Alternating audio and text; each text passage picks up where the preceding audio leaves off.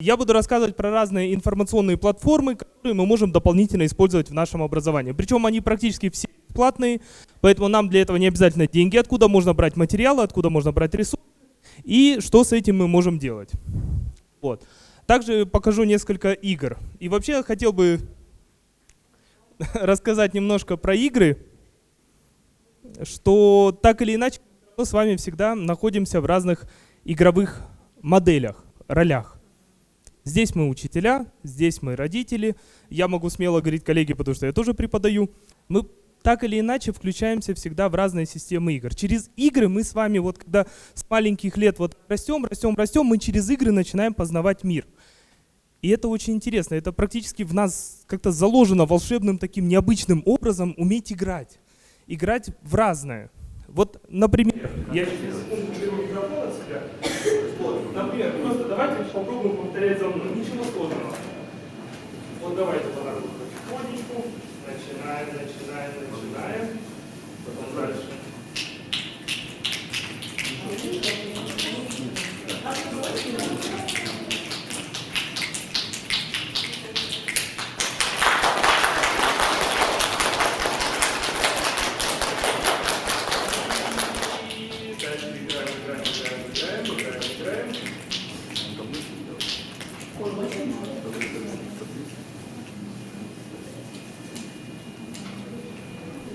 Вот что мы сейчас с вами сделали. Мы с вами буквально за 15 секунд перенеслись в наше общее пространство, где мы с вами находились. Мы уже вышли немножко за границы вот нашего семинара мысленно. Вот как Владимир Александрович говорил, то, что у нас есть еще мысленный мир. Вот есть физический, естественно, научный, а есть наш мир вот сознания. И мы сейчас с вами перенеслись и прошлись немножко вот совместно, находились в такой вот, простой игровой ситуации. И мы с вами играли. Также я считаю, что образование может быть и интересным, игровым. И в данном случае современные технологии. Вот где мой телефон сейчас? Вот говорят, что нужны очень серьезные технические средства. Нет, коллеги, поверьте, на данный момент у нас у всех есть с вами телефоны. Вы делали прекрасные фотографии, мы делали фотографии вас, себя и друг друга, и выкладываем их в соцсетях. И все инструменты, их немножко больше, сейчас я покажу, они могут нам служить для образовательных целей. Вот. Начну я с такого немножко академического, но достаточно интересного ресурса. Все ресурсы я с вами поделюсь, их на самом деле у меня намного больше, я могу даже вам их показать, просто для примера. Вот эти все закладки, это все информационные ресурсы, которыми я пользуюсь, в том или ином виде.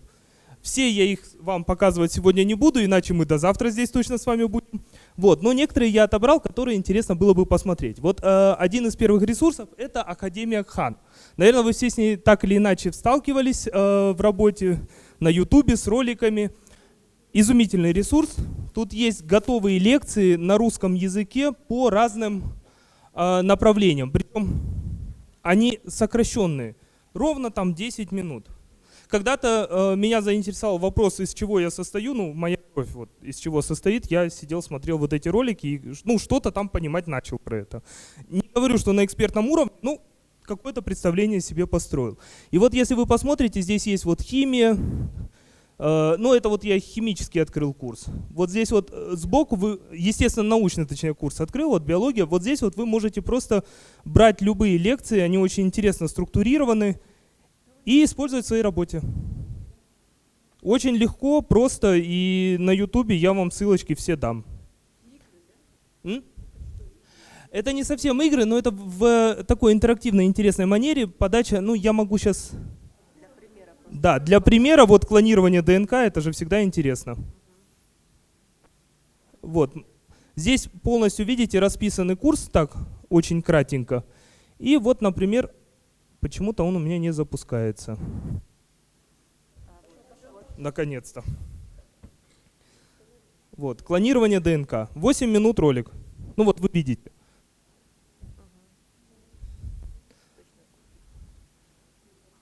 И звука почему-то у меня тоже нет.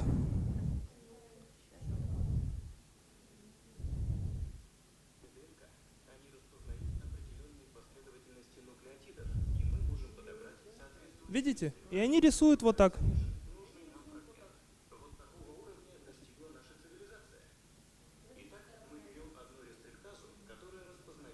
Ну, я продолжать дальше посмотрим.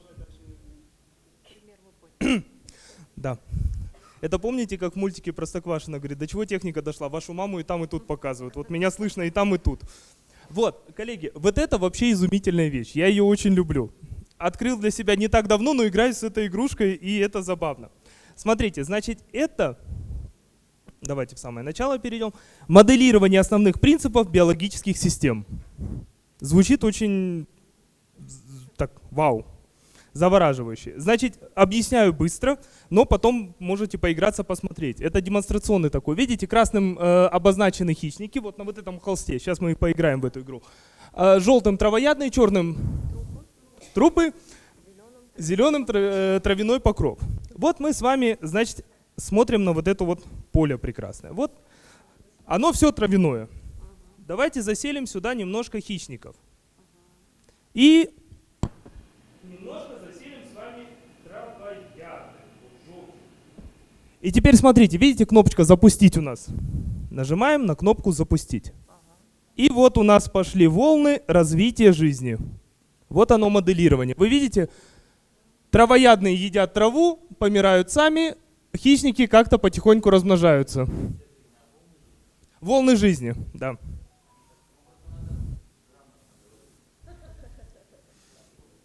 Вот. И вот так вот можно будет дальше развивать. И вот здесь вот, кстати, вот волны жизни, здесь внизу вы видите график, как он показывает.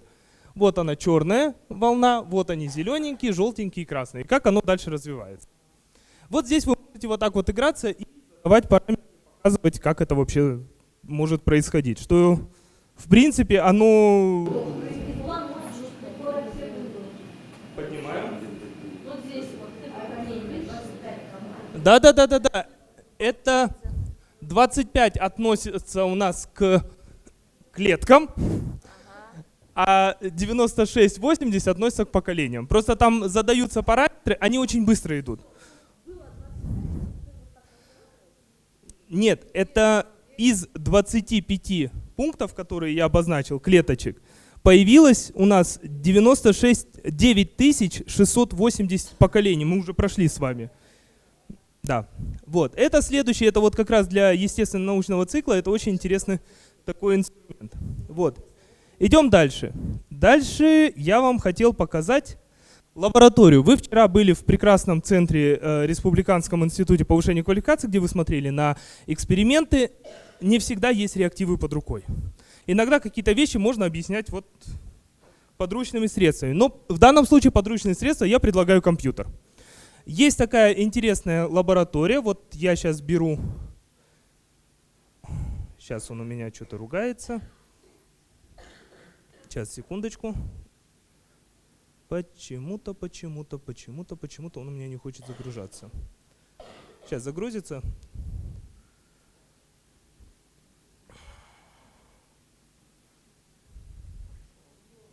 Угу. Нет, все равно он почему-то требует у меня какую-то регистрацию. Ладно, это сейчас покажу позже.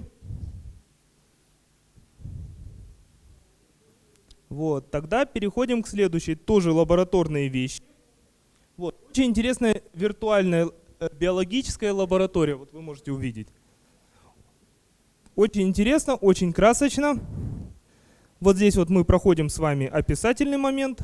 К сожалению, ресурсы на английском языке. Вот здесь вот, коллеги, ничего с этим не смогу поделать. Так, вот, запускаем эксперимент. Вот, смотрите, какие прекрасные рыбки у нас с вами плавают сейчас перед нами. И вот здесь, вот опять-таки, вот, зона, где мы можем задавать исходные параметры, посредством которых наши рыбки в прекрасном пруду, да, бассейне хотел сказать, плавают и будут размножаться, развиваться, ну и делать все свои остальные биологические штуки. Вот. То есть вот здесь вот мы можем популяцию увеличить.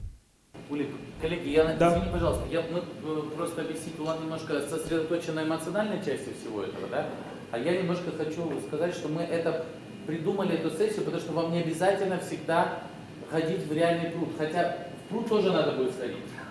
Вот понимаете, но там вы не зададите параметров. Вот изучить пруд вы будете в этих играх и изучайте, но потом надо будет сходить в реальный пруд и все-таки покормить рыбу и не поймать ее и так далее. Понимаете, да? Потому что... Описать на основе того, что вы увидели. Да, так что вот это...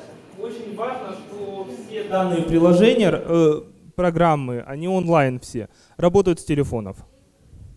Да, конечно, я все программы, коллеги, поделюсь программами, которых больше. Да-да-да, обязательно все ссылки я скину обязательно. Вот, но сейчас вот демонстрирую такие самые, как красочные, наверное. Вот, здесь следующий момент, например, структура атома. Вот у нас вы видите атом. И почему он у меня не... Вот видите, у меня уже этот... вот он у меня ожил. Вот он бегает. Я могу сделать быстрее движение. Ой, ужас какой. А могу немножко медленнее. И вот здесь мы можем с вами примерно визуализировать, как это выглядит. Вот, и это интересно, ничего сложного, но просто в процессе урока показать визуализацию какую-то и с возможностью задания параметров. Но это на самом деле только один из примеров. Их тут больше. Вот, тут целая лаборатория. Видите, я только структуру атома выбрал, но на самом деле ее больше намного. Вот. И тут есть, ну вот Хан Академия, они все с друг другом линкуются. Вот, и здесь есть много очень разных, ну вот давайте я каталог лабораторный покажу вам, если он загрузится. Вот, смотрите, и это все вот такие вот интересные анимации. Вот, в том числе, например, и ковидные истории тоже. Ну вот как он выглядит, по крайней мере, чтобы мы с вами его, такую прекрасную штуку увидели. Вот у нас сразу летучие мыши и все остальное. Видите, и это... Что? Ну да, я говорю то, что есть много чего интересного показать. Интерактивного, интересного и занимательного. Так, следующее, сейчас у меня загрузится. Следующую я покажу еще одну виртуальную лабораторию. У меня их на самом деле несколько. Вот. Есть лаборатории, которые платные, но я старался подбирать бесплатный контент. К сожалению, в русскоязычном и кыргызскоязычном сегменте пока недостаточно, но как вот сегодня у нас на сессиях говорили неоднократно, что есть много очень интересных стартапов у самих учеников. И, например, адаптация и перевод вот этих разных методов, которые я показываю, визуализации и так далее, можно перевести на кыргызский язык. Я не думаю, что кто-то из разработчиков сильно будет возражать. Вот, ну ладно, тогда пока там грузится, идем дальше. И дальше мы с вами переходим вот в такую интересную лабораторию, где, это вот опять-таки естественно научный цикл, где можно опять-таки играться с разными параметрами. Кстати, пока там грузится, следующий интересный пример, это уже готовый, это виртуальная лаборатория, где, например, нам надо с вами выбрать, какому этапу биохимического цикла азота соответствует процесс, показанный на картинке. И нам надо, допустим, это просто как задание. Вот у нас есть здесь несколько с вами секций, от 1 до 6. Видите, они кликабельные. То есть мы наводим на них... Что? Потрясающая история, говорю, нас поразила. Когда Улан показал, мы просто были потрясены. Да, вот, например, ну, я сейчас 100% ошибусь, но вот, например, я считаю, что коровы у нас вот в каком-нибудь здесь задействованы. Кто у нас? Вот это здесь. Так, отмирание у нас. Ты можешь спросить нас кого-нибудь? С удовольствием. Хорошо, тогда здесь, значит, в чем задание? Вот здесь вот описано 6 ситуаций. Здесь нарисована карта, ну, такой маршрутизатор. И надо ситуации подставить в правильные зоны маршрутизатора. И он автоматически проверит, правильно ли я это сделал или нет. Да, сейчас я могу нажать, после того, как я все заполняю, я нажимаю вот сюда вот на кнопку «Проверить», и он мне скажет. Потому что из 10 попыток, которые я делал дома, когда с этим игрался, я ни разу не угадал. Но я это делал наугад. Вот. Но в чем здесь уникальность? Смотрите, почему мне эта лаборатория нравится. Вот вы видите, здесь наверху есть биологический цикл, химический цикл, физический цикл и экологический цикл. То есть мы можем с вами перейти в биологию и посмотреть, например, на изучение строения плесневых грибов. Вот. Вот вроде бы картинка. Но, смотрите, приготовьте препарат живых клеток дрожжей, пинцетом возьмите кусочек сухих дрожжей и поместите во вторую чашку Петри, добавьте сейчас я ниже описание спущу, к ним немного воды, стеклянной палочкой измельчите дрожжи и перемешайте их с водой. После этого нажмите кнопку «Далее». Значит, начинаем. Эти все кликабельные элементы на картинке. Беру пинцет, отщипляю. Вы видите, да, я отщипляю? Кладу в чашечку Петри, пинцет на место. Беру дальше воду. Вот она, наверное, вода. Кладу сюда. Нет, не кладу, не получается. А, вот, получилось. Так, кладу на место. Нет, не хочет. Я бы выкинул, конечно. Ну, я в этом плане не настолько. Так, все, оно у меня теперь никуда не девается. Может, еще воды надо? Нет, вода опять не берется. Да, вот я говорю, я бы на стол положил. Нет, я вот теперь хочу попробовать это. Вот пинцет уходит, а вот эта штука... Еще может воды набрать? Набрал, вот. Может, помешать нужно? Да, вот я вот ложку какую мне выбрать, я не могу ее выбрать. Не нажимается. Может, еще воды надо? Ну вот тут надо, видите, у меня, поскольку нету никакого, естественно, научного... Вот, коробочка, вы были правы абсолютно. Не получилось. Но есть другая вещь, где можно выбросить. Лоток. Да, лоток оказывается. Так, дальше, наверное, это надо как-то взять. Я уже размельчил. Теперь дальше что? Краситель. Вторую пипетку беру. Стекло не получается, микроскоп не получается. В общем, коллеги, вы прекрасно понимаете, что я эти вещи изучаю методом тыка, естественно, научный цикл. Вот, если подскажете, буду благодарен. Что дальше? Дальше краситель открыть, да? Нет, не... Может, пипеткой тоже надо. А, вон в коробке кажет, ой, в квадратном рядом. Вот это вот. Так, ладно, пойдемте далее тогда. Не будем играться. При помощи бактериальной петли нанесите некоторое количество жидкости с дрожжами на предметное стекло. Так, вот стекло, да? Кладем его сюда. Вот это. Ага. Наносим. Замечательно. В лоток ее. И помещаем его... Покровное стекло. Покровное стекло с маленького квадратика берем. Нет. Вот, краситель взял. И сюда. Покровное стекло обязательно. Теперь покровное стекло, да? Вот это в маленьком квадратике. Маленькое квадратик. А. Вот здесь. Теперь под микроскоп. Вот. Ура, спасибо большое, коллеги, я без вас не справился. Я говорю, это очень сложно для меня. Вот, и таких экспериментов есть много. Есть вот также химические, например, с металлами и солями, где можно их вкладывать в колбочки. И что-то они там будут булькать. Это интересно. Вот. Дальше это по той же модели, которую мы с вами рассматривали. Есть такие же, вот как только что мы смотрели. Вот их огромный еще список.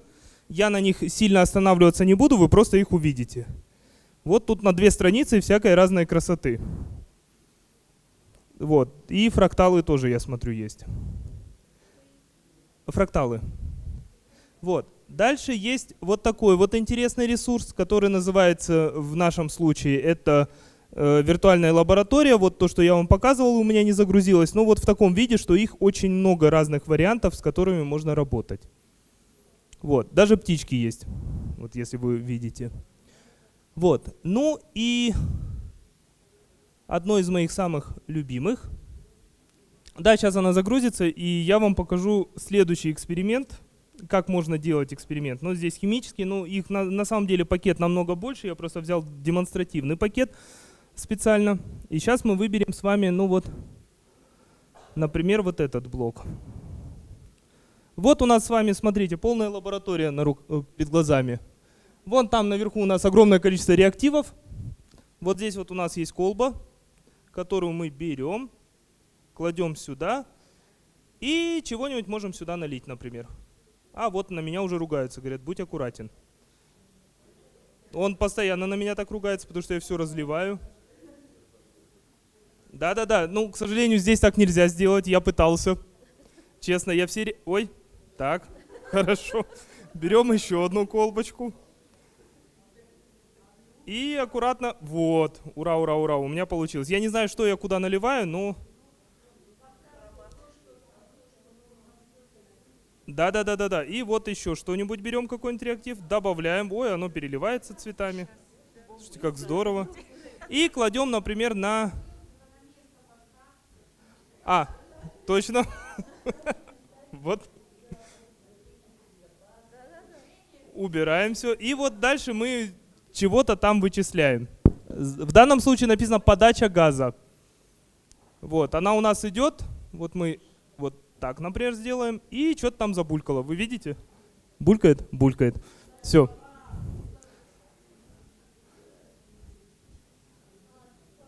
Да. Вот я О2 добавил, оно забулькало. Ну, замечательно.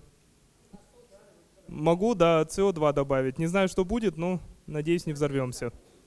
Ой, оно посветлело, смотрите, какая прелесть. Коллеги,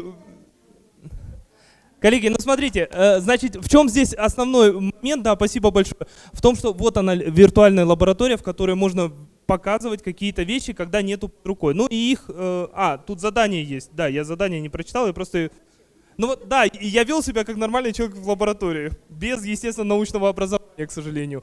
Вот, и вот здесь мне дается задание, что мне надо сделать. Ну, мы уже что-то сделали, оно булькало, переливалось цветами, все было хорошо. Вот.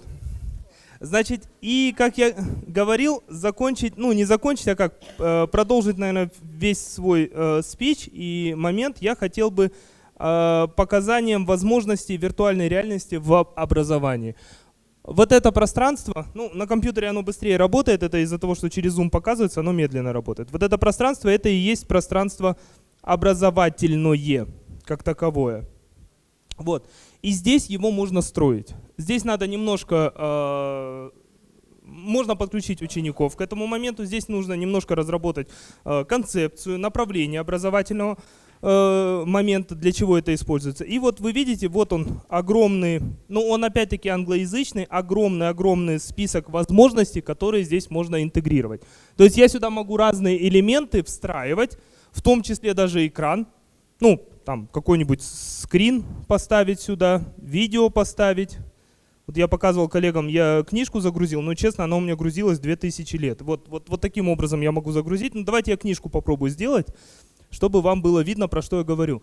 И почему я начал говорить про виртуальную реальность, коллеги? Ввиду того, что... вот PDF-ка. Вот, ввиду того, что сейчас техника виртуальной реальности достаточно стала для нас доступна. Например, очки виртуальной реальности, стоимость очков виртуальной реальности, вот звучит страшно, но стоимость на самом деле от 1000 сом и выше. Выше до бесконечности, это понятное дело. Но представьте, что в принципе мы можем себе это позволить, так или иначе, ну, в каком-то из моментов. И если у нас будет возможность вот при помощи виртуальной реальности погружаться, ну, я вам только одно из пространств показал. Сейчас я сюда что-нибудь загружу. Вот. Не пугайтесь от книги, она специфичная.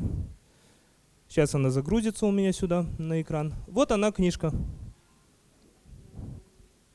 И я ее могу даже листать. Но когда это через очки виртуальной реальности, понятное дело, что я там нахожусь в самом пространстве. Также здесь можно, я этого показывать не буду, это немножко долго, здесь можно размещать объекты на самом пространстве и задавать к ним образовательные ссылки. Например, вот я сегодня показывал как раз Анне по поводу того, что я поставил сюда, посадил дерево бонсая. Сейчас, давайте я его найду. А, нет, в этой версии, видимо, я в другом, видимо, саду сажал. Вот. Вот я сажал здесь дерево бонсая и прикрепил к нему ссылку, где рассказывается про это дерево. Вот на нее нажимаешь, и у тебя появляется ссылка. И там написано, где растет, где живет, как размножается и так далее и тому подобное. Очень интересный ресурс.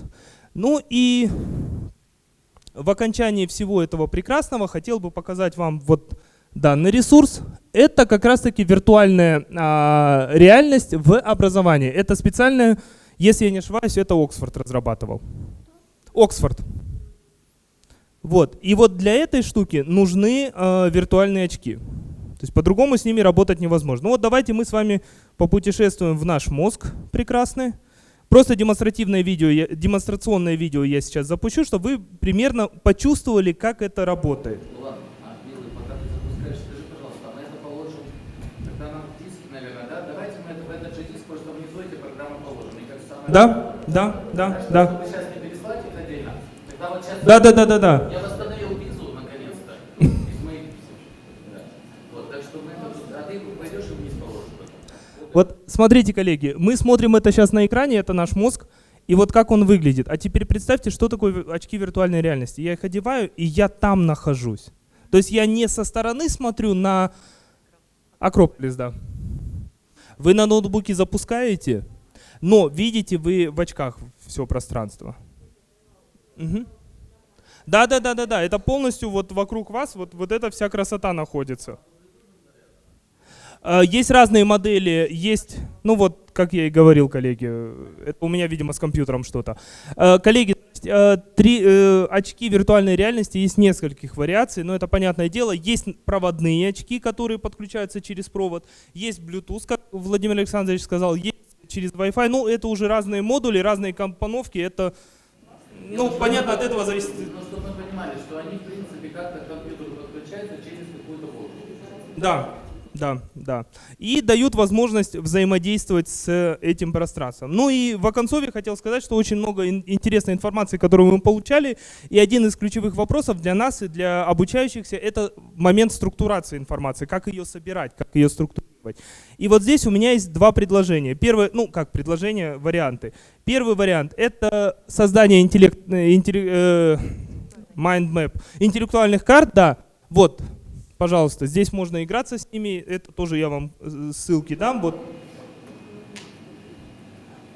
Я просто демонстрационно, вот смотрите, вот я могу вот, да, вот здесь вот я задаю какой-то объект, и потом к нему идут разные формы описания. Вот, могу сюда дополнить разными ссылочками, могу дальше ее продолжать, могу вниз развивать. Ну, как я в своей практике это использовал. Я задавал тему, и когда мне было лень ее рассказывать, я говорил, вот вам инструмент, постройте мне интеллектуальную карту по вот этой теме. И вот сидят целый день, строят интеллектуальную карту, я доволен, они читают, все счастливы. Вот. И еще один инструмент структурации информации, более интересный с моей точки зрения, это называется инструмент Сутори. Вот. Это тот инструмент, который позволяет вот, в одном пространстве, на одном полотне собрать любую интересующую вас информацию. Вот здесь вот, пожалуйста, это вот я делал подборку, как зародилась жизнь на Земле. Вот, по материалам как раз-таки от Владимира Саныча и коллег, вот то, что вам сегодня демонстрировали, часть из них вот мы как раз вот так вот располагали. И вот здесь вот смотрите, начинается вот заголовок у нас «Культурная эволюция и выживание человека». И вот статья Эмиля Джапаровича Шукурова. Дальше у нас видеоролики. Посмотрел, небольшие, посмеялся. Вот статьи из разных источников. Вот какие-то энциклопедические данные, ролики и так далее и тому подобное. В чем интересность этой программы? Здесь можно делать опрос. И она очень интуитивно, абсолютно понятна. Вот достаточно нажать, вот плюсик отразился, вот достаточно нажать вот сюда на плюсик, и, пожалуйста, видите, вы можете сюда встраивать текст, картинку, видео, аудио. У меня здесь замочки, потому что я не оплатил продолжение использования программы. Она, к сожалению, платная, но там годовая подписка около $20-30 стоит. Ну, в принципе, если для целой образовательной системы, я думаю, это можно себе позволить. Вот. И вот сюда вы можете даже делать опросы. Вот момент did you know, вот где написано, это делание опросов. То есть тут же делаете опрос, тут же проверяете правильно-неправильно, можете задавать эти параметры и получить результат. Сюда можно тесты интегрировать. Если кто пользуется Google Form, программа такая, там можно делать тестовые задания. Ну и вот, пожалуйста, разные формы. Вот еще одна книжка. Вот, и они, в чем уникальность и приятность этого ресурса, они вечные. То есть вы один раз создали, и оно никуда не девается. Оно у них на сервере висит, вот введение в биоразнообразие, например. И вот мы пошли. В чем ценность значения биоразнообразия? Эти, кстати, подборки уже готовы, и мы вам обязательно предоставим. И вот как раз выступление Нака Иси, на которую ссылался Владимир Саныч, и о которой рассказывал вчера, если я не ошибаюсь. Вот как раз таки, видите, вот у нас полностью весь материал структурирован. Поэтому, коллеги, я призываю вас пользоваться. На этом я, наверное... ну я просто покажу. Вот у нас еще есть по антропоцену климат. Да. Симпатично, коллеги, да? Вот. И вот как раз климат. Я просто... Да. Понятно. Вот статья, пожалуйста. Вот картинки, пример интегрирования картинки и описание картинки. Вот, пожалуйста, статистические данные, которые тоже можно здесь использовать. Ссылка на статью вот, Виктора Георгиевича Горшкова. Вот. Дальше можно текст ставить. Здесь можно разукрашивать эти блоки. Я просто как-то не разукрашивал. И вот весь материал по вопросам, как весь, не может быть весь вообще. Но это вот сборник базового материала, который можно использовать в любой деятельности образовательной по вопросам изменения климата. Вот изумительная картинка, мне очень она нравится. Вот передача, пожалуйста, по вопросам изменения климата. Такая милая детская передача, хорошая. Вот. Ну и дальше вот мы смотрим, как об этом дальше. Вот эта статья про общество рисков. Древние цивилизации. Почему гибнут цивилизации? Все прекрасно. Да. Вот. Ну и видите, мы не заканчиваем на негативной, вот позитивная зона, где мы заканчиваем, как изменить мир к лучшему. В принципе, рецепты уже есть. Можно их только использовать. Вот. Ну и такая интересная работа, как контуры необходимого мира. Вот, коллеги, наверное, на этом моя сессия заканчивается.